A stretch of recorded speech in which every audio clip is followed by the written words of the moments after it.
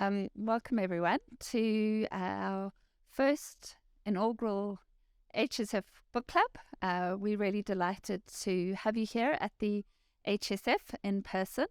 And I'm really delighted to be able to welcome Nechama Brodie and Khaya Sithole to the HSF today. Nechama I've known for longer than I care to acknowledge. We worked first on the inaugural issue of Marie Claire, which I think has long ago ceased to function, which sort of dates us. And there, while we addressed important issues, and it was the early days in which abortion had been legalized in South Africa, and we were writing and profiling those issues. I think we also spent an inordinate amount of time setting up production shoots in at the Valley of the Waves for featuring women talking about being comfortable in their swimming costumes. But I think several years later, it's been, such a privilege to watch Nechama flourish in her multiple roles as accomplished journalist, author, researcher, and academic. And it's no surprise that, we're here today to talk about her book, a book which covers a subject which has generated a lot of heat, but is written with Nechama's typical deep, careful thought and compassion. So it's really lovely to have you here. And to Khaya, I have the great privilege of sometimes sharing landscape, real estate on the opinion page in Business Day.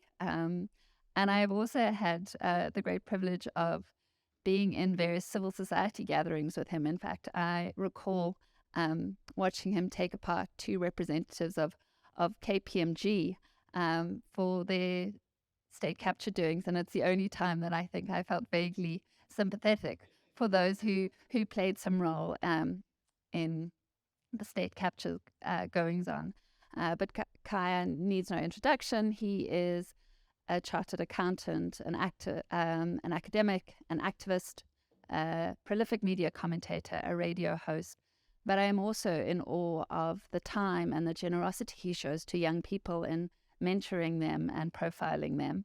And we're really delighted that he accepted our invitation to come and have this discussion about a book which I think raises enormously important issues for our country.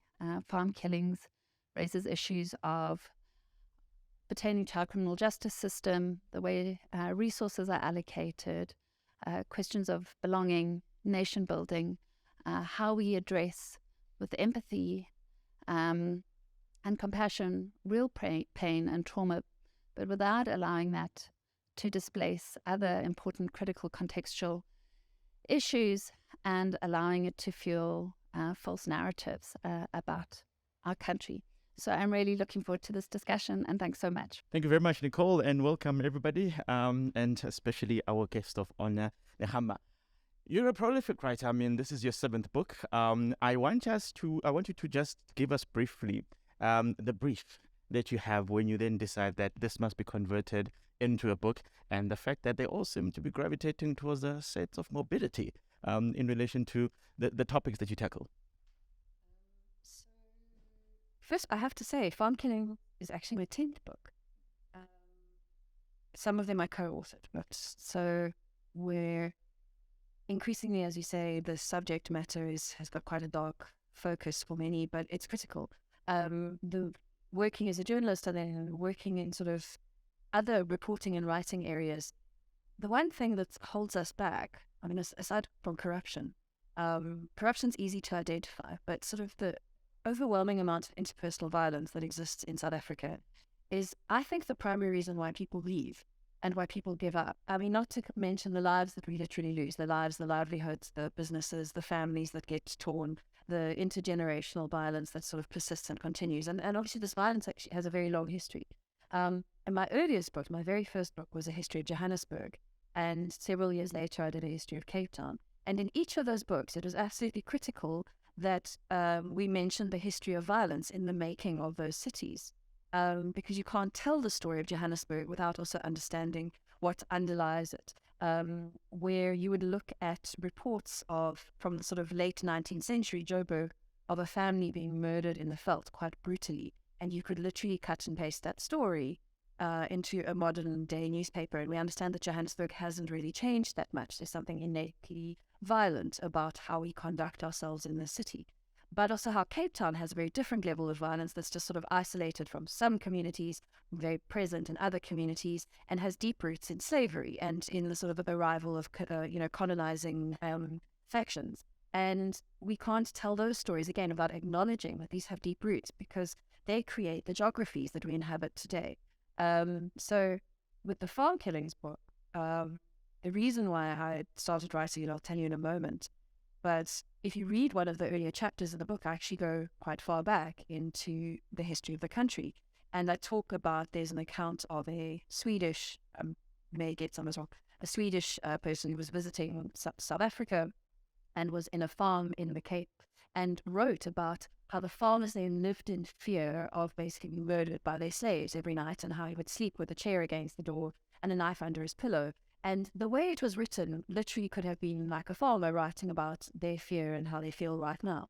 So if we don't understand that violence has very long legs, we're not going to be able to develop any solutions that are workable. And I think this is another recurring theme. The more I study violence, I study it because I think I don't know if it can be solved. It can be maybe improved so that it's not as bad as it is. And if I can contribute to that at all, that will be very worthwhile for a lot of people. But it's also clear to me that studying violence only now, today, this year, this decade, doesn't give me a full enough picture to understand how we got here. So a lot of my books look at this: how did we get here? How do we understand how we got here and the words that we use to talk about where we're at now? And with farm killings, the book itself, so my research when I did my PhD was initially around femicide, and I focused on that for a while, and I still do work in that area.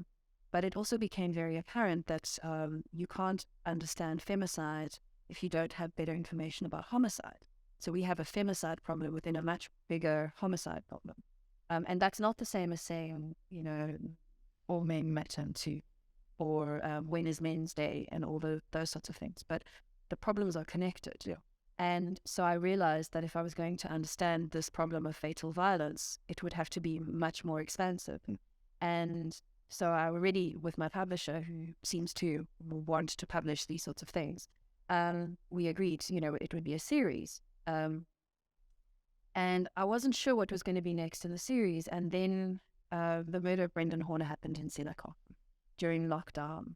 And I realized from that, although farm killings make up such a small proportion of the murders that happen every year, it did feel for a day or two, if everybody was reading the news at that time, it felt like we were very much on a knife's edge from this one incident. And it was in this one town where you had, political leaders, heads of government departments arriving there. And it could have tipped over. And the van did tip over. The van did tip over, but it could have been much worse. And, it took quite a lot of effort to create a line between the different protesters that were happening there. And, but it was this knife's edge. And I feel like farm killings are uniquely positioned in the way that they put us on a knife's edge. Femicides don't set us on a course of potential anarchy, whereas farm killings does do that. So it became clear that even though it was a very small part of the homicide problem, it dominated the narrative. So that was kind of why I had to do this. And it evokes a lot of history and a lot of tensions that we have as South African citizens. And I think also when you talk about the historical context, you do spend a bit of time in just going through the archives. Thankfully, the Rand Daily Mail seems to be, the treasure trove for this. But when you then pick up the snippets of what was reported in the past, and you see that common arc that we are a very violent society, and farms in particular occupy a unique space in the South African history, in the South African landscape. And of course, what happens there historically and today are stories that need to be much better understood. And I think for me, that was one of the great contributions of this book, is that it forced me to take a step back and actually say, has much changed in the past 100 years or so? as you're going through just that historical context, as you're digging through the archives and you're seeing these stories and you're saying, but all that changed here was just maybe the shape of the gun. All the change was maybe, the shape of the panga that was used. What did you find when you're just looking at the historical context?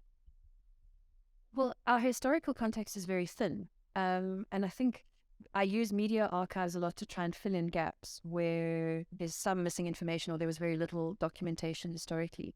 But even then, I understand that it's quite limited. It doesn't ever give us a full picture. So it's kind of like building up one of those, reconstructing some ancient Turkish mosaic, where you've only got like 5 pieces of an eye, and you have to sort of imagine what the rest of the picture is like. But, constantly being aware that your data isn't complete. So we know that in our country's history, violence that happened against Black people, and by that I'm including anybody who could be defined as Black under our current order, so not only Black, it could be coloured as well, but so Black people, violence wasn't well documented, particularly in agricultural areas or rural areas where they were, more distant. We also know that violence against white people was well documented relatively, unless it was domestic violence, in which case it would have then been considered more private. And that almost a certain level of violence was expected, encouraged, and allowed, tacitly or overtly in terms of the law. There was a certain amount of violence that a farmer could mete out against his workers, and provided the farmer didn't actually kill them, or even sometimes if he did, it was sort of permitted. And so knowing all of those things, we know that this record is patchy, and whatever documentation I can find, I know that it's most likely going to be continually telling me stories of white farmers. And so you have to learn how to read between the lines, particularly when you're reading old news reports, or looking at news reports from different countries. So, for example, if you wanted to look at sexual assault in Kenya and you came across the term defilement, you'd need to know, we don't use defilement here as a term, but in other countries they might. And that would refer to different, the same crime, but using a different term. In 50, 60 years ago, certain things weren't crimes. Marital rape wasn't a crime, so it wouldn't have been referred to as such in the news report. So you have to read quite carefully and see who's not being mentioned there. Is something being alluded to? So lots of stories of white farmers encountering very horrible deaths in remote places, but which seems to be kind of consistent with a broader violence in the country that we don't really like to talk about, because there's a more popular narrative that it was sort of like things all went to hell in a handbasket after 1994. But actually we were in a terrible situation quite long before then. And the data that we have, which isn't complete, but the data we have shows very clearly that sort of from the 1950s, in fact, our murder rate was actually going like this. And then from the 1970s, it sort of went like that. And we've been in a violent state for an incredibly long time. And it's not dissected by, democracy and apartheid, although those are obviously factors in it. So when you read through these old newspaper reports, you have to do lots of reading between the lines, and especially with the Rand Daily Mail archive, the way the archive is structured, you can't look for farm killings. You have to just search for farmers. And so as a result of that, I got to read lots of other stories about farmers. Price of butter. Apparently the price of butter was a very big issue in Joburg, so there were regularly stories about the price of farm butter. Okay. Like it was, it was a problem. Yeah. And also in those days, how people would say where they were going, in the days before social media, was that Mr. and Mrs. So-and-so are off to Tabazimbi for 2 weeks. And that was how people would know, oh, right, Doris and Bob are going to Tabazimbi and we can invite them for tea. So there was lots of communication around that. It wasn't all violence. And a lot of the violence wasn't considered illegitimate. Yeah. So they would mention farm hands, farm workers being fined, being caught, poaching, those sorts of things. And lots of sort of threads of stories, but but still lots of violence. And I think, the question of what gets reported and what doesn't get reported, you use a very important example in the book where suddenly the end of the state of emergency, FW de Klerk speaks, and then the New York Times speaks about the spike in violent, crimes in the country. I think they use the number of 25% increase. And then, of course, the point that you raised there is that, well, perhaps the day before what was being reported was not the full spectrum of what is happening in the country, in the homelands. And only when we start looking at the holistic picture, it's starting to look like there's a big jump in the crimes that we're seeing.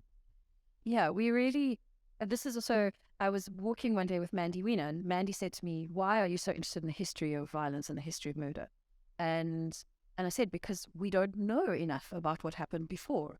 And because of that, we have this mistaken idea of what's happening now. And I think, there was a lot of violence from the 1990s. That was definitely a spike, because we were in chaos. Any country that's going through political chaos, I suppose in the UK, they run out of fresh fruit and vegetables, but we kill each other, because it's sort of, the South African joke. I don't know, we take things a little bit far. But we were in a state of chaos. And when there is political instability, there's always an increase in opportunistic violence. Another point that I make in the farm killings book is we like to categorize, particularly certain parts of South Africa like to categorize, there's such a thing that they call black on black violence, which is, under the apartheid state, if it was black people killing other black people, they didn't really care. In fact, they were happy to let it continue because it sort of maintained the status quo and it wasn't their problem. If black people killed white people, that was obviously very bad. And if white people killed white people, it was okay if it was the husband killing a wife, but otherwise probably not okay, but maybe, depending on the circumstances.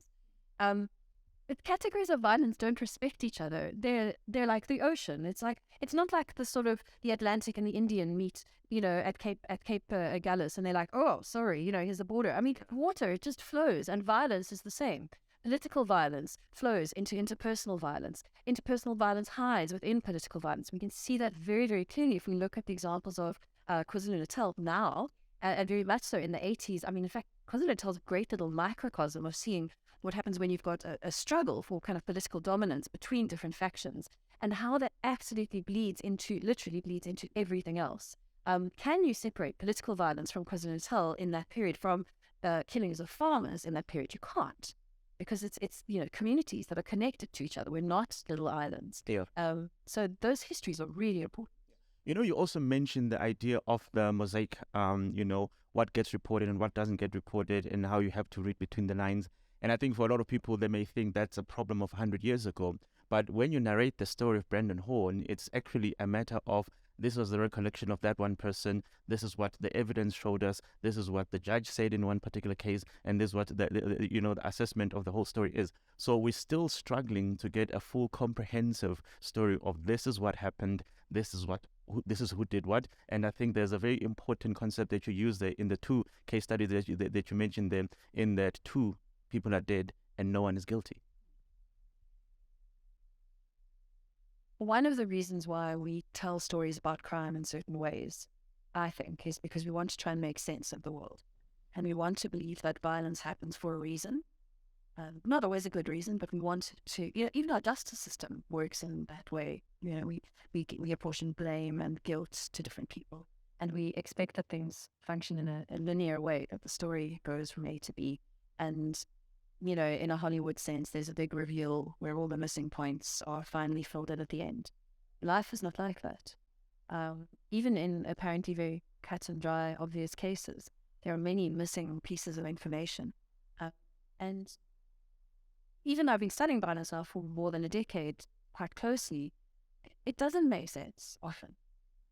Not just because of the missing information, but even when you have all the information, it doesn't make sense in any sort of linear human narrative.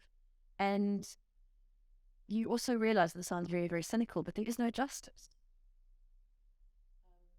Our penal system penal systems are not actually designed to be punitive in that sense, but they are. But once a person is dead, they're dead. If you ever go to spend time at the mortuary in Hillbrow, which I had to do, but the person's gone. And the fractures that are left behind are unfixable. When I was doing my femicide book, in fact, this was also a farm killing. I remember there was a story of a mother, who was a white woman, who was the mother of, I want to say, 3 children.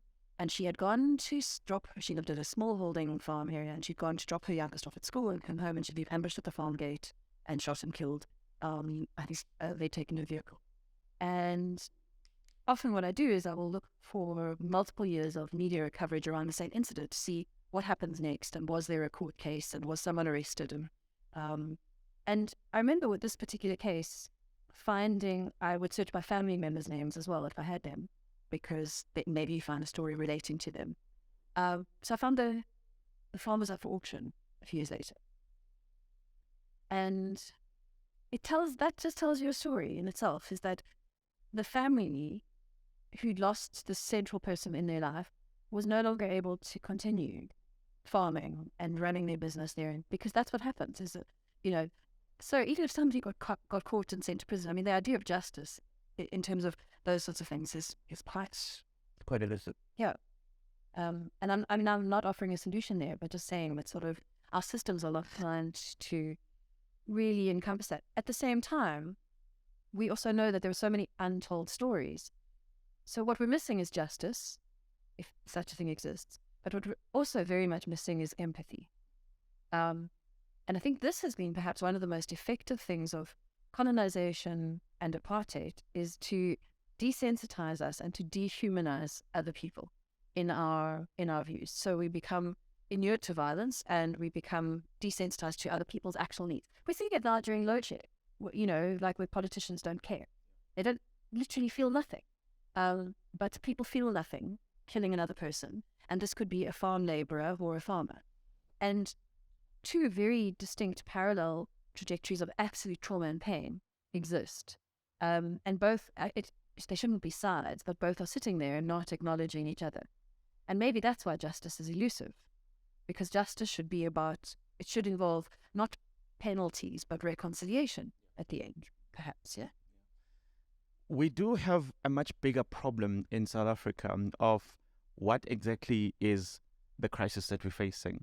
You mentioned earlier on that actually statistically, they still only make up 0.5% of the reported cases or incidents that we deal with.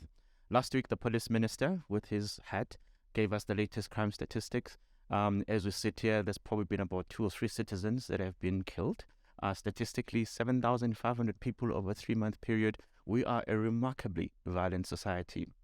But what I'm quite interested in is that in the context of what South Africa does every single day, where we gun each other down, the idea of farm killings has been a very contested idea. And the first question is, what on earth is a farm killing to begin with?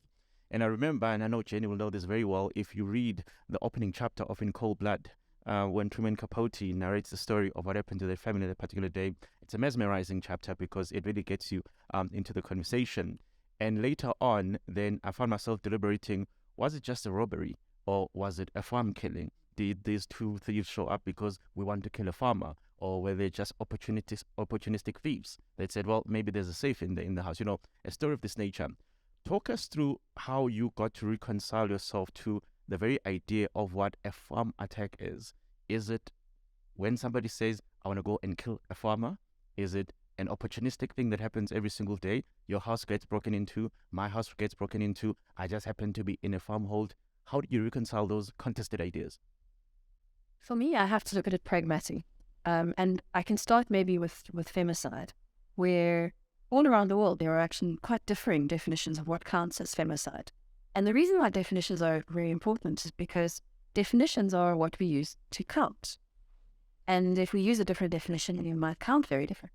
So in some countries, femicide might be all females, from babies right through to, women who are over 100. In South Africa, we most commonly the police use women 18 and above. The Medical Research Council uses women 14 and above, because that's the age where, as women enter into puberty, they start to either enter into or be available to, or be seen to be available to, relationships with men.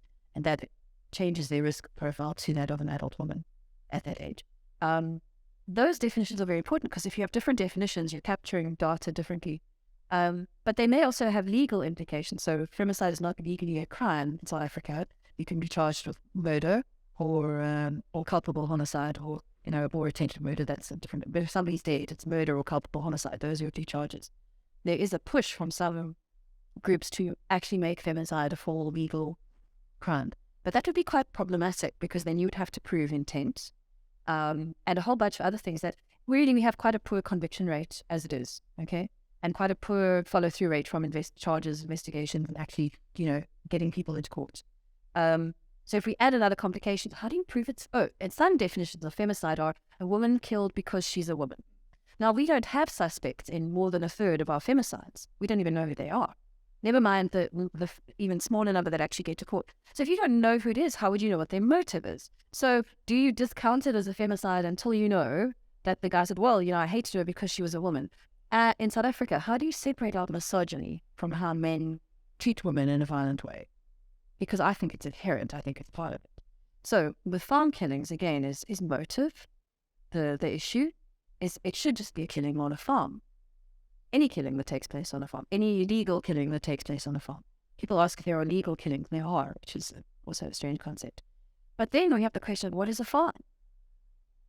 And how do we look at, is a farm a registered business? Is it somebody who grows maize for subsistence? And is it a smallholder? And we have problematic definitions because at the moment, the way our police collate the farm statistics and have done for a while is that smallholding. So if you live kind of out, to the north of Joburg in one of the little smallholdings and you've got like ponies but you're not really necessarily, you're not farm, but you're a smallholding. But you live in very close proximity to a densely inhabited, informal settlement or something like that. That is, so any attack that happens there is counted. So Muldersdrift, an attack that happens on a smallholding in Muldersdrift is counted as a farm attack in the same way as a farm murder that happens on a large agricultural enterprise in the Free State or something. And we need to separate those out because geographies are different. They're not complete. I'm not saying discount them because they are still murders. But so the definition of what is a farm is problematic. And again, who gets counted? So smallholders get counted, but subsistence farmers in rural areas didn't get counted as farms, right? Although now we have this rural safety plan, which counts any rural area as a farm, kind of. And then the definition is kind of a low number of people, lack of infrastructure, but then we're now counting everything. So we can't kind of drill down specifically. And with those definitions, which are contradicted everywhere, so nobody uses the same definitions at different stages in time, so our numbers don't necessarily match up. And how are we supposed to develop a security strategy for the entire rural South Africa? Does it need the same strategy? Do we need the same rural safety strategy for the Northern Cape, which is very sparsely occupied, or for agricultural parts of the Free State, or for KwaZulu-Natal and sort of the inner parts of KwaZulu-Natal where there's farmers? They're very different geographies. And any security expert who went to assess those would say they're all different. So they're all farms or they're all rural areas, but the definitions are not matching up. And we use these to not do anything about it. So we also have to understand that I think one of the major issues holding back any progress in terms of reducing fatal violence or any violence that happens on farms is because there's a lack of political will. Because it's very convenient for a lot of politicians today to actually have the kind of violence that we have on farms because it brings out voters and makes a great excuse for a protest. The cynical protest. When we look at the context of what farms represent in our social history, the social hierarchies that existed within farms, where you'd obviously have the farmer or the farm owner who has particular powers. You've got the workers on the farm, fragile labor tenancy models and things like that. So those social hierarchies then perhaps create some of these tension points where if there is an incident at a farm, and the first thing we look at is that, well, the identity of the victim. If it was a farmer, we already start making particular assumptions that, well, obviously a farmer has been killed. On the other side of the coin, if you get there and there's been an incident and then a farm worker has been killed, then that obviously starts creating a very different narrative. And that's a South African problem. We tend to be very polarized and we make a whole lot of assumptions based on just our first insight of what has happened there. So when we look at that particular social hierarchy that used to exist in farms and still exists in many particular ways, how have we come around to understanding that when there's an incident in a farm, how do we categorize it? How do we classify it? Because as you mentioned earlier on, if it turns out that it's the farmer's wife who's been killed, well, actually the story is then completely different. Was it simply domestic violence that just happened to occur within a farming context? How are we dealing with trying to figure out what it is that we're trying to assess? Because our narratives are so full of emotion and so full of rhetoric around these, we don't often identify that she's clear. We stereotype people into categories. It must be this. And I mean, one thing I noticed from reading a large sample, a large database of stories about killings on farms, is that in order to be called a farm killing in South Africa, the most important feature is the whiteness of the victims. less than being actually on a farm.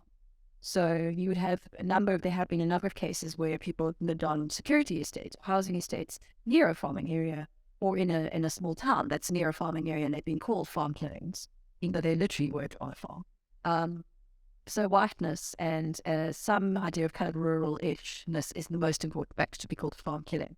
And even whatever the police definition is, almost doesn't matter at some point, because in South Africa we all know what a farm killing means. So when you see farm killing or plaasmoord in the heading of a news story, everybody knows. You know what that means. What's implied is it's a white farm. And that's because of how it's being used. And so the common use of a phrase and as a term almost becomes the more important. But yeah, then the definition is confusing, and the media doesn't do us any favors, and I say this with fondness sometimes. But I wish as media reporters we would do a better job, a slightly more critical job of how we label things and how we describe them. And this is also a problem, is because farm killings, we know, get lots of coverage. They tend to get more coverage than other murders. So they're popular news stories. They'll get lots of clicks. People are very incentivized to engage with the stories as well. And so the media is very quick to call something a farm murder without looking into it. And those are always going to be about white or middle class, wealthier people. But murders that happen in the farms where the people are lower income or farm workers are much less likely to get coverage, unless it was particularly a case of, say, brutality by the farm owner. Then what you might get is the traditionally black press, a Sowetan city press or something like that, might pick up on the story and give it more coverage. But the stories that we read, it's just strange. A couple of years ago, I met with a researcher who's worked a lot on fatal violence and who lives in a rural area. And she said to me, the media never writes about farm killings. And I know because I live in this area. And no, literally, even AfriForum has found that I think it's like more than 75% of farm killings are covered in the press.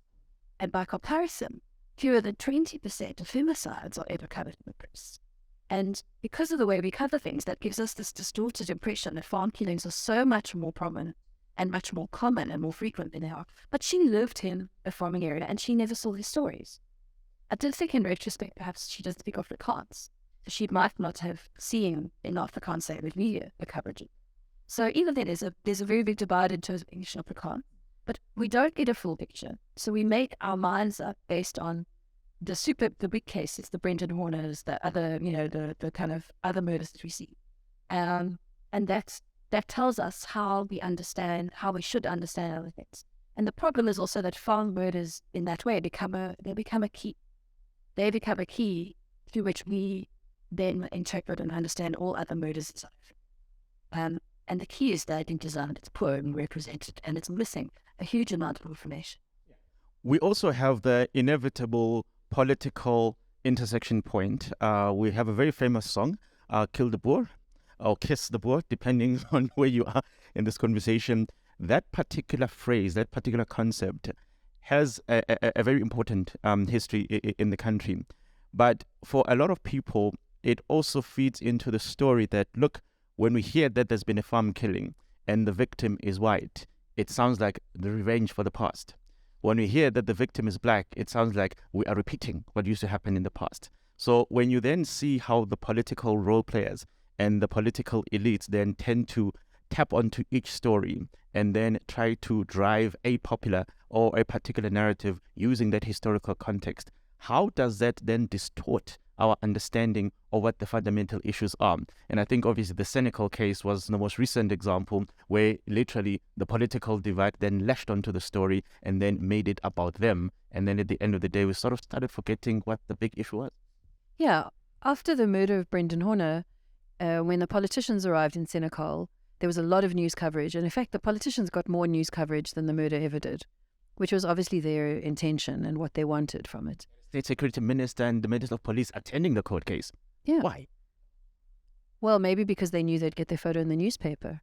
And, politics is also a very different game. And so everybody likes to jump in on it if they can see the opportunity for leverage.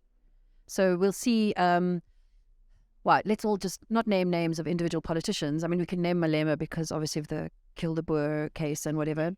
But the DA often jumps in with a press statement after a killing. the Freedom Front Plus, constantly is involved in those sorts of things and has made very successful inroads in many, local government areas over the last few years as a result of this. The EFF obviously wades in when that happens.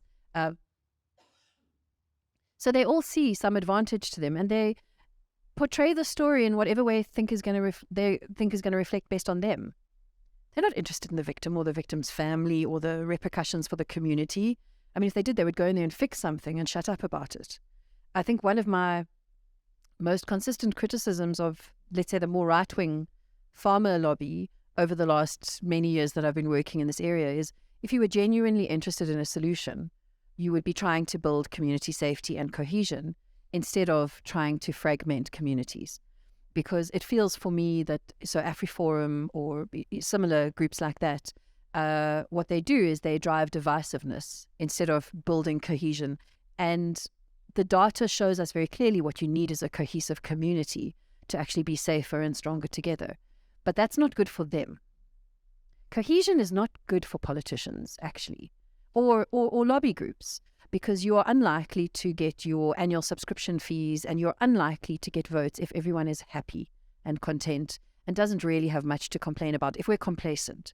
So fractures are good for them financially, I think, but certainly in terms of prominence. And so it seems to me like it's not in their interest to create a solution. Well, I haven't seen any evidence that they're creating a solution. The only solution that regularly gets put forward by one part of the lobby is that we all need more guns.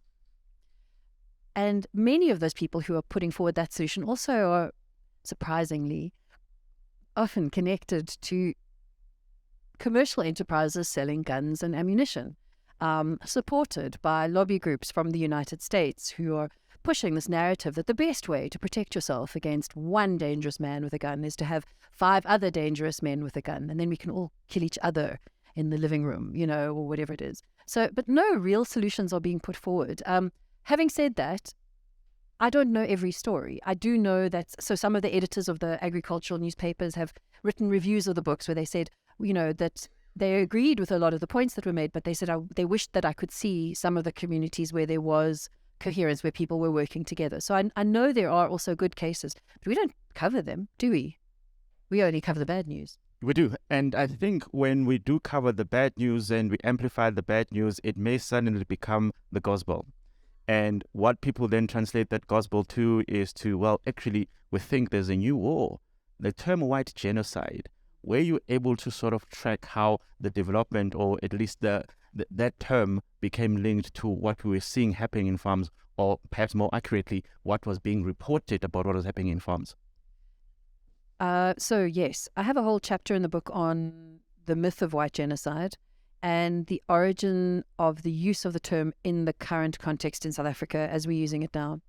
And this I can trace. So media reports are quite useful sometimes because they tell you, they're not accurate representations of the past, but they tell you what people thought was important in the past.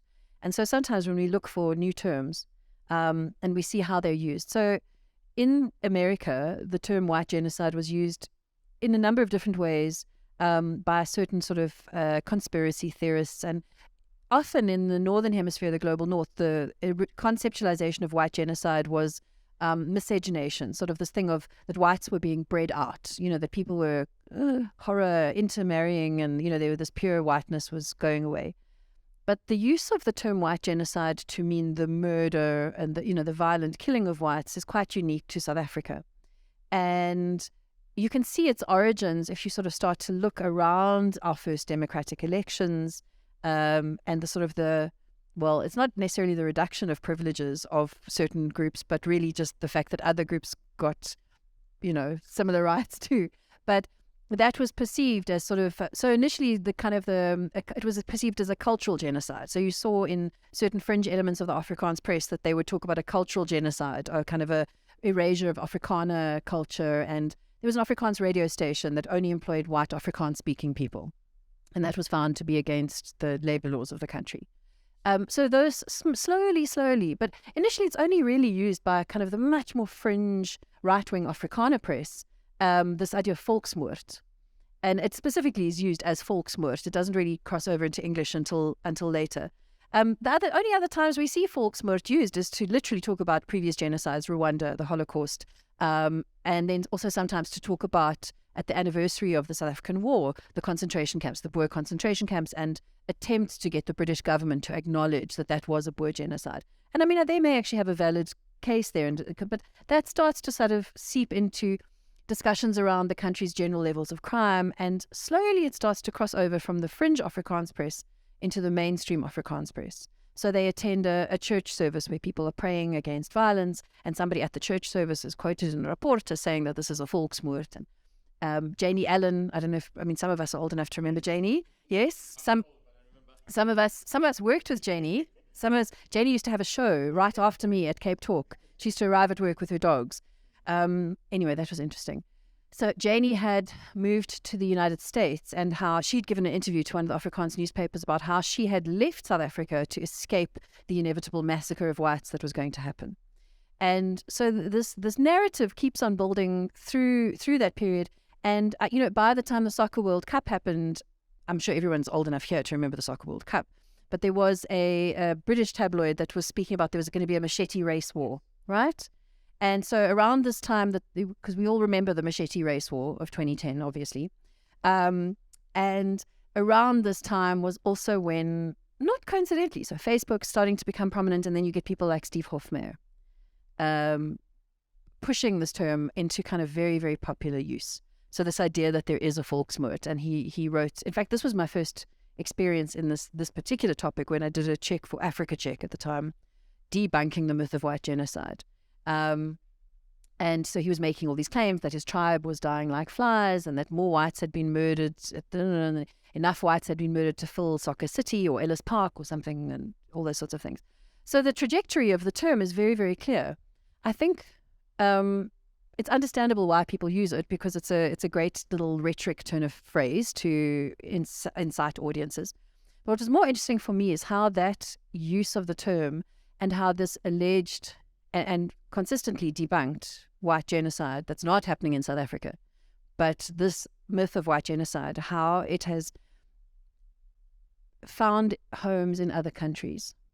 And I think that we don't discuss enough. So we know that, for example, the mass murderer Dylan Roof had old South African flag, Zimbabwe Rhodesian flag on his, thing. He was inspired by what he thought was the murder of whites, the massacre of whites in South Africa when he killed a whole bunch of black people. I found very, very clearly, we knew Anders Breivik, in fact, as part of his manifesto, wrote about white genocide in South Africa as one of his reasons for going and committing the mass murders and the bombings and the shootings that he did on that day in Norway. And what was quite interesting for me was I finally made the connection between Anders Breivik's resources that he quotes in his manifesto and exactly who he was referring to in South Africa. In fact, it wasn't a person in South Africa, it was a person who used to be here. It was a conspiracy theorist, and so all the information's in the chapter in the book, but it was a conspiracy theorist who'd been writing blog posts for years, building evidence of what she said was a white genocide, but it was unprovable. So you couldn't trace most of the names, you couldn't find information there. It was like a mad, I don't want to sound ableist by saying a mad person. I don't know what the right term is. It was a delusional person who was making connections, coming up with fake information and connecting them all in a very compelling way. So not just hundreds and thousands of people were sharing this information that was all available online and wasn't being checked by anybody. And in fact, this information was being used by the Freedom Front for their submission to the International Criminal Court on what they said was a white genocide. And so these links are very, very clear, is that these false claims of a white genocide in South Africa are directly motivating violent acts of white supremacy in many other countries in the world. And so there's a very close link between those people, whether they're reading them online or they're literally meeting the heads of these organizations on press tours to the United States and to Australia. It's a problem. So, the myth is perpetuating because it's good for their publicity, I suppose.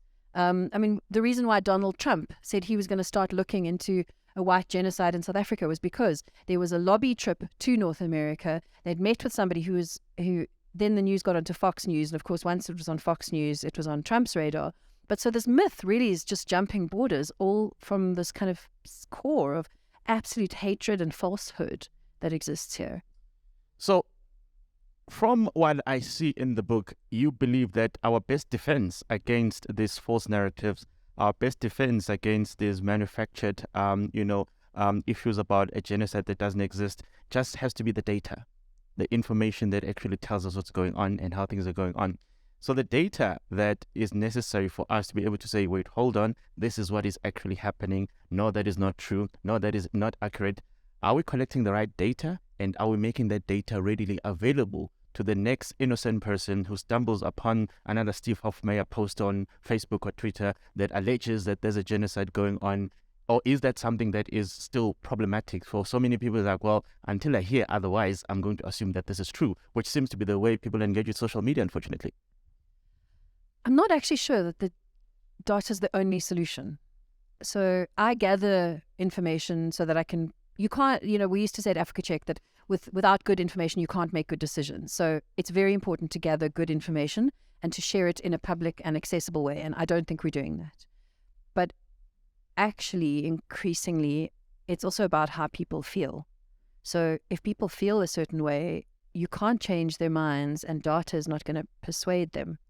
And that's where, in addition to providing regular, public, accessible, open, transparent data, and this is about all types of crime and violence in this country, not just farm killings. If you don't tell people the truth, they will make up a version, and their narrative will often be quite flawed. But you have to share this type of information. But we also need to actually build connections that allow us to see the other information. We see this with the anti-vaxxers, where there is so much science that shows vaccines are safe, vaccine saves lives, all of these sorts of things. And there are people who literally, cognitively cannot process that and will not process that information. And so it's really not only about the data, it's about how do we connect people with each other so that they can perhaps be open to the fact that there maybe is information that they weren't aware of, and maybe it would change their minds. At the moment, we're not there.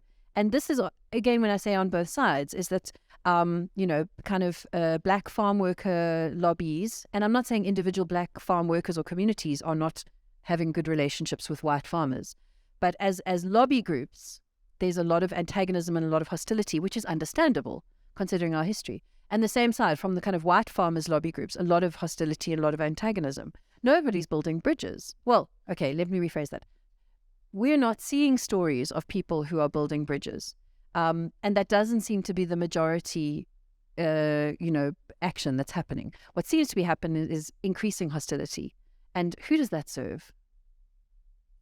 When we do know some of the drivers of hostility, I mean, that tour that you mentioned to the United States, these are individuals who literally say they're going to go out there and spread this particular falsehood for their own particular reasons. And I don't know how linear the process can be, because if it turns out that somebody sees that type of information and then acts on it, whether it's in Norway or whether it's in the United States, and then says, I was told that this is what was happening, so therefore I felt that in order to defend my folk, this is what I needed to do. Is there a possibility of us then holding the peddlers of these narratives accountable for the inevitable consequences of their actions? Because in the absence of that, I'm getting worried.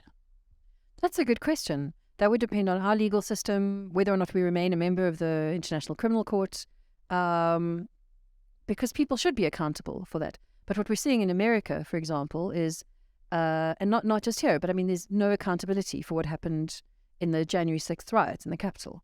And we know people deliberately used, false information to incite violence, and no one's being held accountable.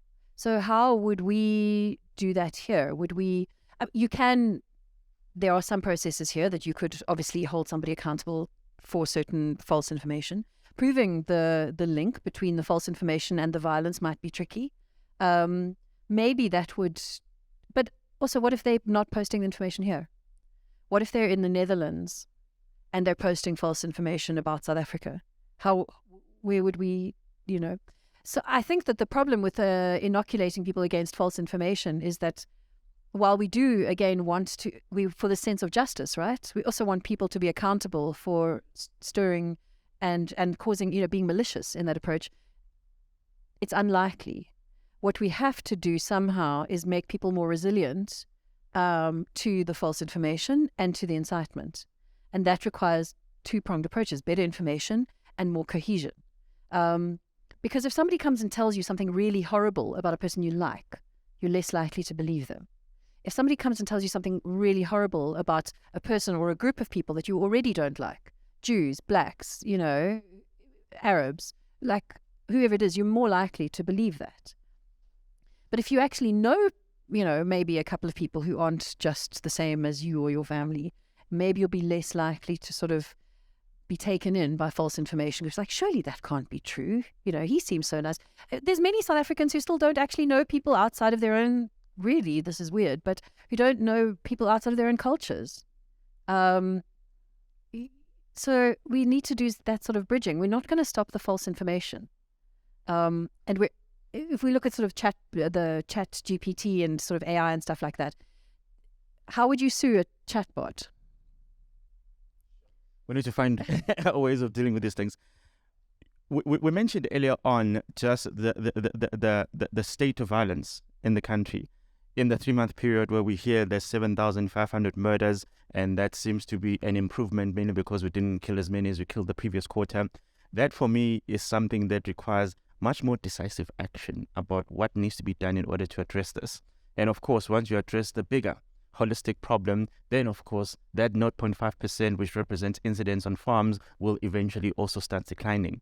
From the research that you've done over many years, where you've studied violence and you've seen the country degenerate into this, are we anywhere close to finding the solutions to what has really become a daily murder spree?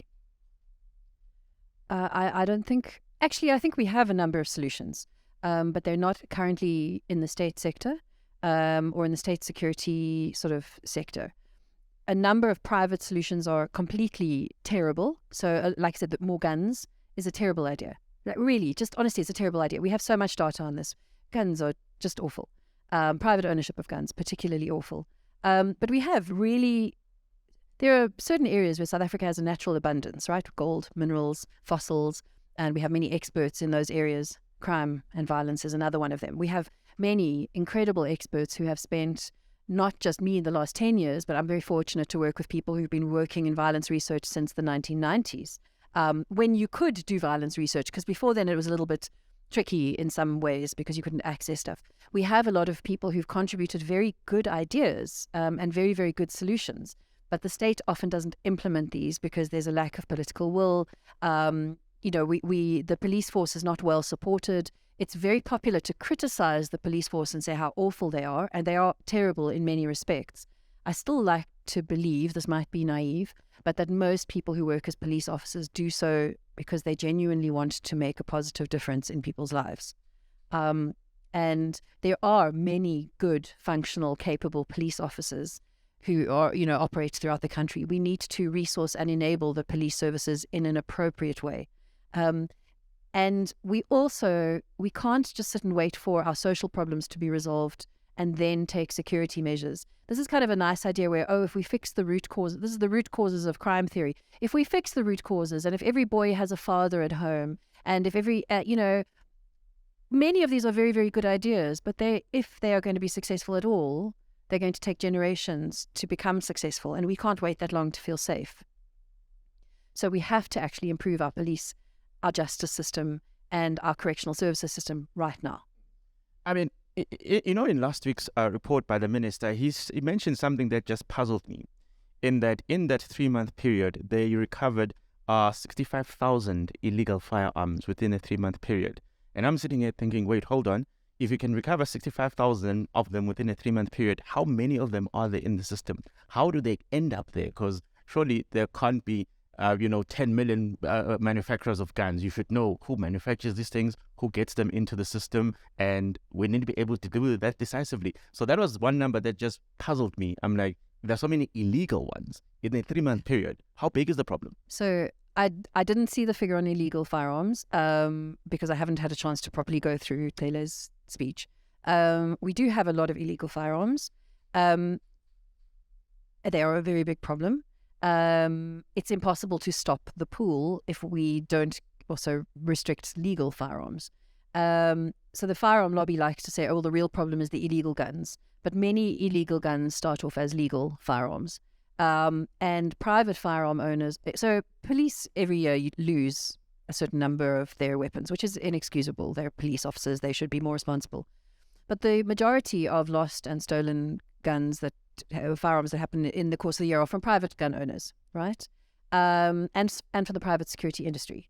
But private gun owners lose several thousand or sometimes tens of thousands of guns every year. And those often wind up in places where they shouldn't be. There was obviously a famous case a few years ago where there was a police officer himself who was channeling some of those firearms through to gangs in the Cape Flats. And they were able to trace a number of those guns back to, certain fatal incidents and things like that.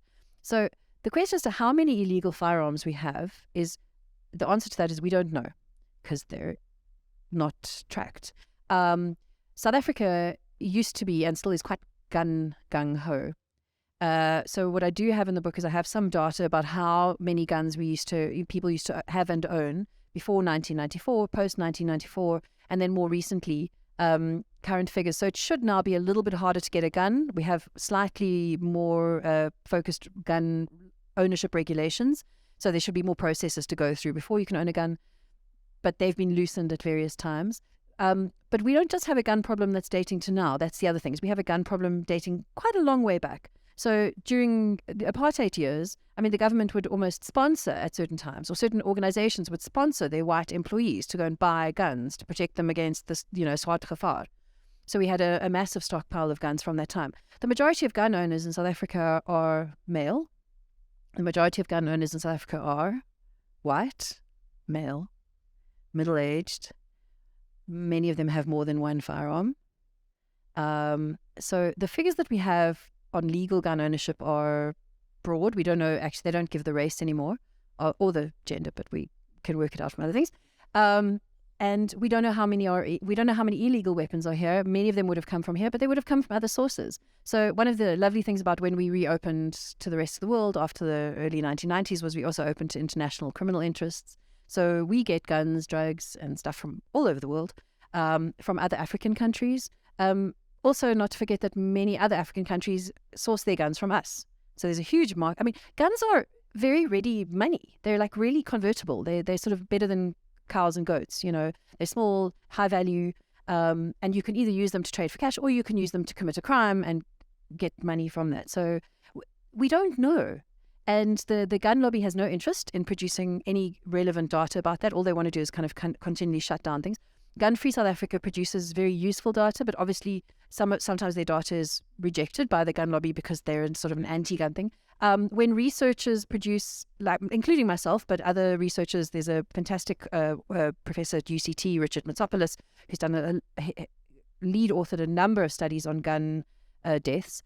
When we produce research, we're always told that somehow we're in the employ of the anti-gun lobby. I'm like, all we want is for people not to die. Honestly, if I thought for a second that guns were going to be the solution to keeping people safe here, I would 100% endorse it, because the kind of stuff that I have to read every day is horrible.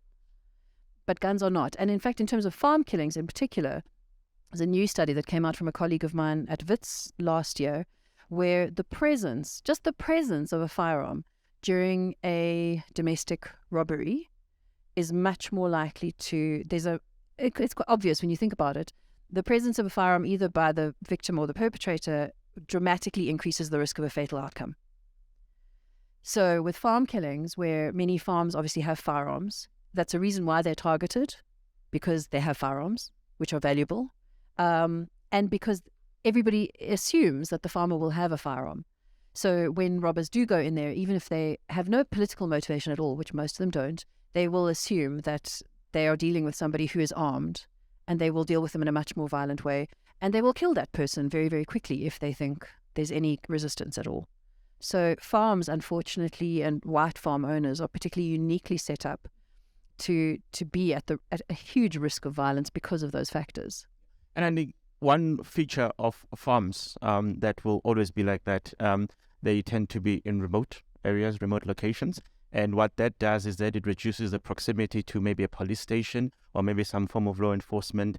And of course, for somebody representing a gun lobby, then that becomes a selling point to say, well, actually, the police are nowhere close to you to protect you. So that immediately then sells that incentive that you need to have a gun. But of course, in order for us to be able to sort of try and tackle that, we need to be able to deal with the question of the loss of faith or the lack of faith in the state system, whether it's the police, whether it's the justice system, which gets many more people to say, well, it's all in our hands, and my hands are going to be in a much better position if there's a gun in between those hands, because in the absence of that, I've seen incidences, I've heard stories of what happened in the farm next door, so I will maintain that position. That's probably something that we're going to be stuck with for a bit of time.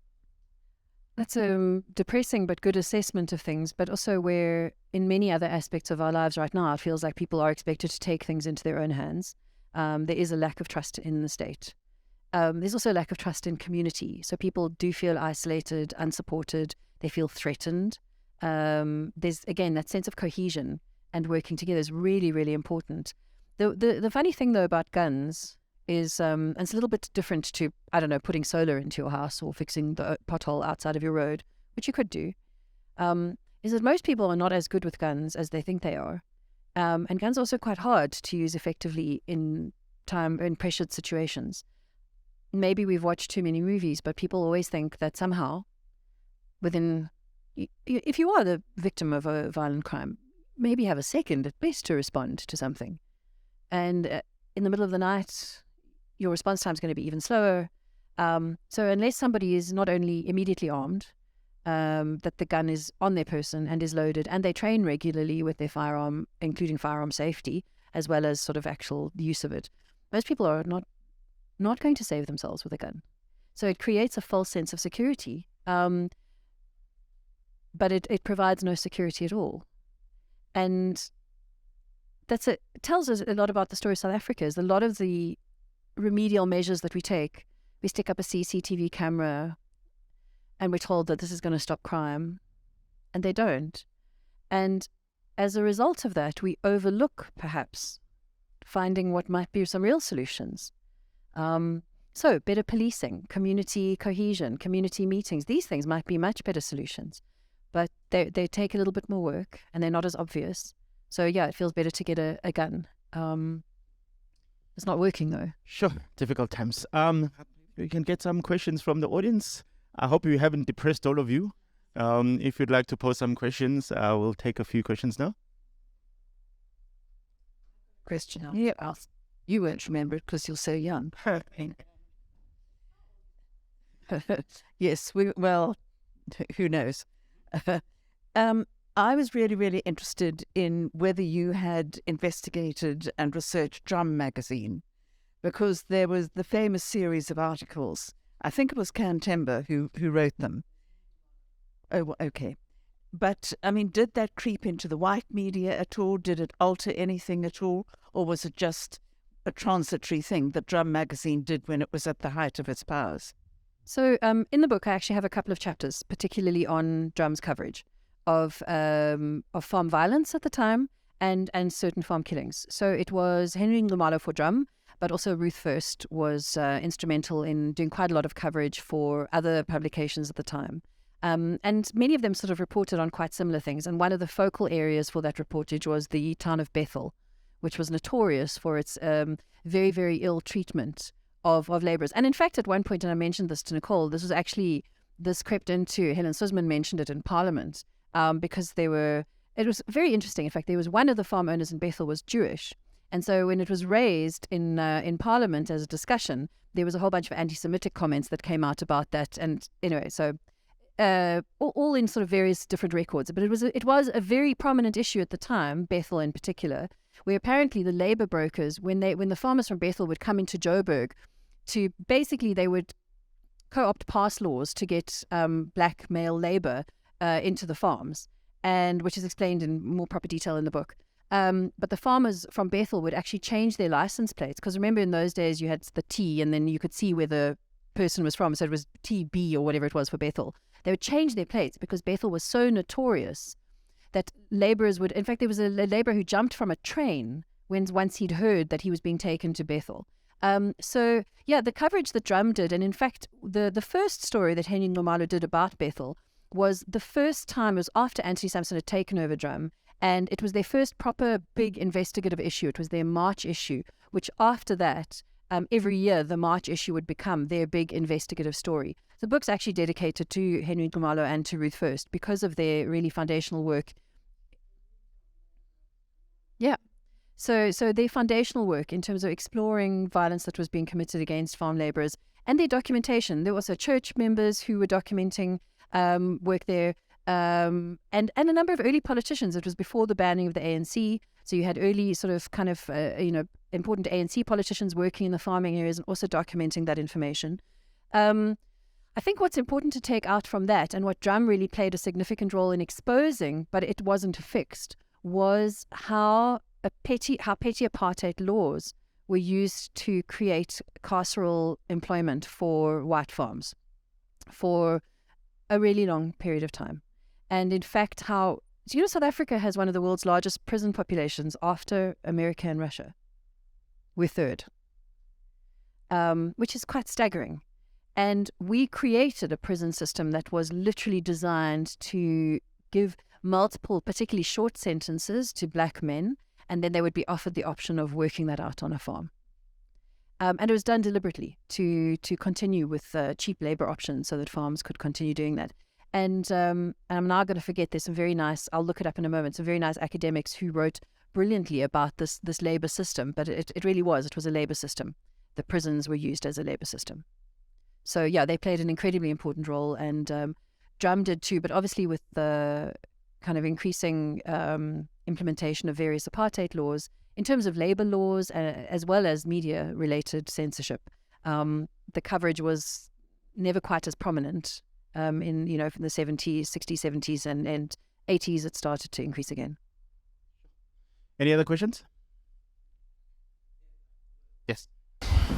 Doc, going back to the question of the song to the board, do you find enough evidence that suggests that indeed the song does cause pumpkins? So the report that AfriForum put together claimed that there was a direct link between the killing of the song and an increase in farm murders in the immediate period after the public singing of the song. Now, I can't see any evidence of that. I mean, some of the claims, I think what they also ignored often was the context in which the songs were sang. So one of the first claims they made was the singing of the song Kill the Boer in 1993, in April 1993. Peter Mokaba sang it at two large rallies, and they said it was Peter Mokaba singing the songs at these rallies, and then in the months following there was an increase in farm murders. What they forgot completely, and I say forgot in inverted commas because it has to be deliberate, what they forgot to mention was why those rallies were being held. It was because Chris Hani had just been assassinated, and that's why Peter Mokaba was at the rallies, were for Hani's memorials and for his funeral. And the whole country was in fact, Justice Malala has a book coming out on this later on this year, but the whole country was literally on the edge of chaos. I mean, we were in chaos, but we were on the edge of even worse chaos. So the reason why we had an increase in all murders, not just farm murders, after the singing of the song was because everything was falling apart, not because of the singing of the song. So it was a false correlation. In other months, in later years, I can't see anything that shows that there's a direct link between the song and actual incidents of murders. However, do I think the song contributes to community trust and cohesion? Probably not so much, yeah? So no direct link, but I understand the reasons for keeping the song around. You know, when I was younger, I fancied myself as a future struggle fighter, you know. I mean, I was 18 in 94, so I got to vote and I didn't have to fight, luckily. But realistically, maybe this is because I'm sort of sitting more firmly in middle age now, is that maybe certain songs don't need to be sung in public anymore. I don't know. Should we ban them? That's a legal issue, I suppose. But does it create divisiveness? Yes, it does. I think that much we know. Does it create killings? I don't think so. But it definitely fosters hatred. And those escalating tensions, you captured them very well in the case of Senegal. And I think for it being such a very recent episode that shows that perhaps we haven't progressed as much as we thought we had done over the past 8 years, it is a very important reference point for people to deliberate on what we do, how we do it and what the consequences are. And sometimes I feel that our political leaders aren't always aware of the very grave consequences of the things that they do. And maybe they are, maybe that is the intention, but it is quite a sobering reflection. And I think for me, one of the most important takeaways from the book itself is that I think you've managed to create this very granular articulation of what the issue is, how we've confronted the issue historically, and how the issue haunts us to this very day. Now, whether the people that should be doing the right things are going to read the book, I don't know. I don't know if they even read. But I would recommend that they do take a look at the book, because I think for me, particularly being from KZN, where violence seems to be embedded in so much of what we do, it is something that is quite important as a reflection point. So I'd like to thank you very much for that. And I think also the one last question that Nicole wants me to ask is, when a person picks up this book and they read it, what are the one or two main messages that you'd like them to take and reflect on? I think one important thing from this book, and this book isn't designed for the people who think that there is a white genocide and whatever, because I don't think I'm going to change their mind. But maybe it's for other people. And what I'd like people to learn from any of the books that I write about violence in South Africa is, number one, that we historically have never had a full picture of violence, and that most of the victims of violence have never had a voice, and they've never been represented. And the story of violence, we've always been told, has always been very, put certain people in the spotlight and ignored other people. And we need to actually broaden that understanding, because it really is a national trauma that extends very deeply and long. And saying things like, oh, just get over it, is not just counterproductive, but it's really ignorant of the deep impact of violence over a very long period of time. So that's one thing. The second thing is that I hope when people read all these different stories, and in this book there are many stories of violent killings of farm workers and of white farmers, is if we can start to understand that we are all in the same really horrible boat together, and there is no solution that is only going to make some of us safe, then maybe we can start to work together to make all of us safe. So with farming in particular, there is no solution for safety that is only going to ensure the safety of white farmers. Just not going to work. So we have to actually look out and remind each other that there are other people being affected by this, and if we work together, that's where we'll find the solutions. And you only asked for two things, but I think the other thing, and it's hard to remember this on days when it's very hot and there's load shedding and there's potholes and all sorts of other things, is that people really love South Africa.